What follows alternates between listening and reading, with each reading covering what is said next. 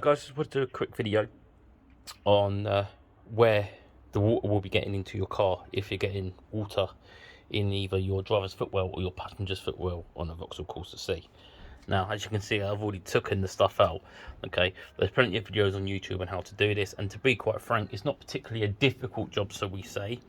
Okay, you don't need to be like a world-class mechanic to do this job, but it is a bit time-consuming and it is a bit back and forth, and it is a bit of a nightmare to video. Okay, there's plenty of people out there that's actually done videos on how you need to actually do this, and you know how to take it all out. One video that I will suggest for you to watch is by a guy called Savage Garage. He's done 2 videos, I believe, on the Vauxhall Corsa C. This is what this car is, on if you are getting water in your driver's footwell and how to do it. Okay, but I just want to show you where it actually be coming from. So if you are getting water into your driver's footwell, yeah, it's either going to be coming from this servo plate here, because the gasket that GM uses, or Vauxhall, is not very good, and it perishes over time, and then that starts to allow water into the driver's footwell. Okay, the gasket is not great at all. It's kind of like a blue tack substance.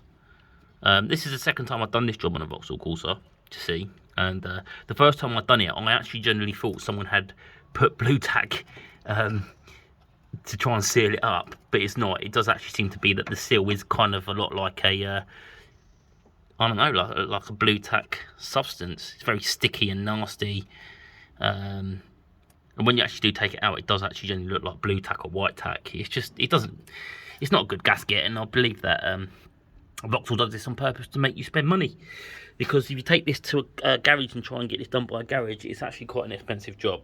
Okay, so anyway, so that's the first place where you could be getting water from.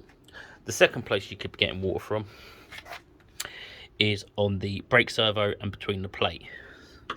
So obviously the brake servo sits on the plate there, right, and you have a gasket here that goes in between the servo and the plate that perishes. I do believe my one has. Yeah, as you can see there, it is perished, so that will now start letting water in. Okay, I believe on my first Corsa C that I had, it was actually this gasket that was actually letting water in, and not the actual gasket on the actual plate. However, you could be getting it in both areas. Just do both to be on the safe side. Sorry, so you don't have to take all this out again. If you're getting water on the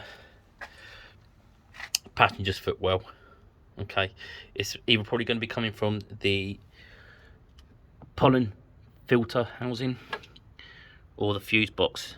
Obviously this lid lifts up off the fuse box, and there's a gasket there. That gasket goes, okay, and then it starts allowing water in. All right, on the actual pollen filter,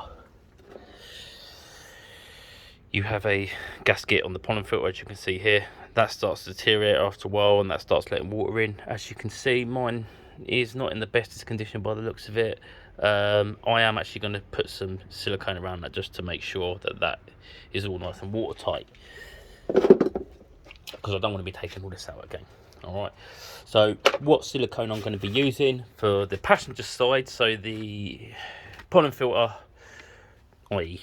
here, and for the fuse box, I'm going to be using this auto sealer gasket black.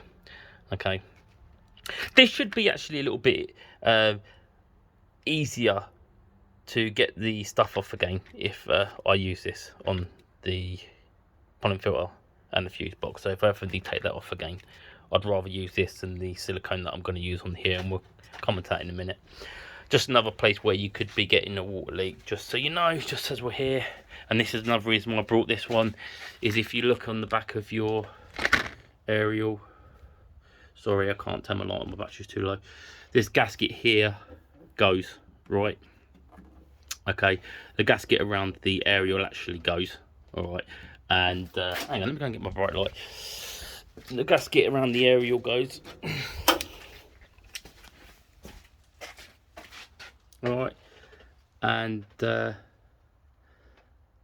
then needs resealing. You can buy gaskets off eBay, but trying to find the right one for some reason has been a right pain, unless I want to pay £15 for a gasket, which I don't, to be honest with you. Not for a cheap little runabout like this. I'm only going to keep for a few months. I just don't want the water getting in. Those bright lights are really good, actually, so I'm going to use that for that, okay? And then for the actual plate, because I really do not want to be doing this again. Right, for the actual plate, I'm going to use some of this stuff. All right, it's an half decent silicone. It's not that all expensive. I think it's about £6 or £7 for the tube. All right, and as you can see here, it's resistance to chemicals and petrol. It's resistance to temperature up to 100 degrees and -40. It can be put on wet surfaces. It's got a high bonding strength, and it's waterproof and weatherproof. So this should be perfectly fine for that job. And I'm just going to silicone, take all this old gasket out and then clean it up. And then I'm going to reseal it up with this. And I'm going to use it on here as well. Okay. A bit more heavy duty. So I want to use the heavy duty stuff on that side and the not so heavy duty stuff on this side. Because obviously, you know, pollen filter changes and stuff like that happens quite a lot. All right. And I might actually need to get back into my fuse box or whatever at some point. So I don't want to be using some really strong silicone where when I try and get into there, I can't get it off anymore. So that's why I just want to use just that more lighter duty stuff. All right. So basically, yeah. So that's all I want to explain, was where you'd be getting the water leaks from. If you actually need to see how to do the job, how to take it all apart and put it all back together, if you just check out Savage Garage channel, he's done a really good video. There's a couple of other guys in that as well that's done a good video on how to do this as well. Okay. Alright, so bye.